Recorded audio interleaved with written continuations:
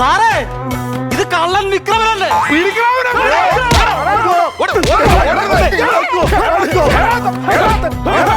അത് ശരി, വന്നു നീ ഇപ്പൊ സ്റ്റേഷൻ പരിധിയിൽ കൂടെ ആയാലും നിന്റെ മോഷണം.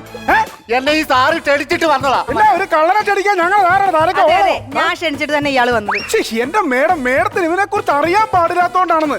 ഇവന്റെ പേരിൽ ഈ സ്റ്റേഷനിൽ തന്നെ എന്തോ കേസുകളുണ്ടെന്ന് അറിയോ? പറഞ്ഞു കൊടുക്കണം കേസുണ്ടെന്ന്. ഇവിടെ 31 ആഹാ, അവന് തന്നെ അറിയാൻ മേല. അപ്പൊ അങ്ങനെ കരുനാപ്പള്ളിയിലോ? കരുനാപ്പള്ളി 16, കൊല്ലത്തോ? 17, കോട്ടയത്തോ? 19, എറണാകുളത്തോ? 21, ആലപ്പുഴയിലോ? 27. ഇതിന് ലോകം മുഴുവൻ കേസാണ്. ഇവനെ പറഞ്ഞു വിടാനേ.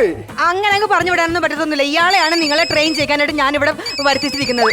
അയ്യേ, ഇവനെയോ? അത് കേരള പോലീസിനെ ട്രെയിൻ ചെയ്യിപ്പിക്കാൻ വേണ്ടി ഈ മുഴുത്ത കള്ളനെയാണോ? ഹലോ, അയ്യോ ഞാൻ ഇത്തിരി ബിസിയാണ്, പറഞ്ഞില്ലേ മിസ്റ്റർ. നിങ്ങൾ കോടതി നിൽക്കുകയാണെന്നോ? അത് 302 കൊലപാതക കേസ് 196 എന്ന് പറയണ പെറ്റിയാടോ. എനിക്കെന്താ അത്രയ്ക്ക് ഇവിടെ ഓപ്പോസിറ്റ് നിന്ന് വാദിക്കുന്ന ആരാന്നറിയില്ല. സുകുമാരൻ സാറാ, കേട്ടല്ലോ. തോറ്റിട്ട് വരലും. ഓക്കെ. വക്കീലായിരുന്നല്ലേ? ഞാൻ വക്കീലല്ല, എന്നെ വിളിച്ചത് ഒരു വക്കീലാണ്.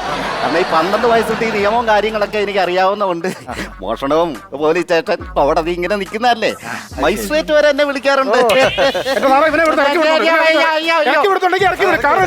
ഇതുപോലുള്ള ഇടത്തിനൊന്നും ഞങ്ങളെ ട്രെയിൻ ചെയ്യിപ്പിക്കേണ്ട ആവശ്യമില്ല.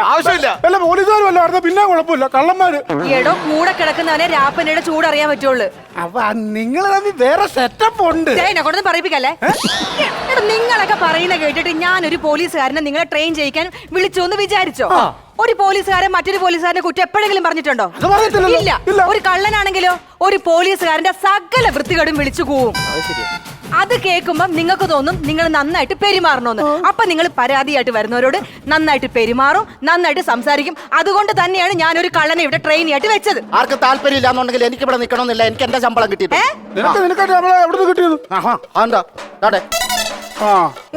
ഇതെന്റെ മേടിച്ചല്ലോ. അത് അതെ, ഞാൻ പോക്കറ്റ് അടിച്ചു. വന്ന് കയറി എസ്ഐയുടെ പോക്കറ്റ്. അയ്യോ സാറേ, ഇത് ശരിയാവൂല. ഇത് ശരിയാവൂല. വേറെ ആരെങ്കിലും ആണെങ്കിൽ പിന്നെ കുഴപ്പമില്ല. ഇത് നടക്കുന്ന കേസല്ല. ഞാൻ പറയുന്നത് നിങ്ങൾ കേട്ടില്ലെങ്കിൽ ഞാൻ മുകളിൽ റിപ്പോർട്ട് കൊടുക്കും. സമ്മതാണോ? അല്ലാതെ എന്നെ ചെയ്യാൻ പറ്റുന്നു. വിക്രമന്റെ പണി തുടങ്ങിക്കേ. Okay madam. ഇവരാരും കേട്ടില്ലെങ്കിൽ എന്നോട് പറഞ്ഞാൽ മതി. Okay madam.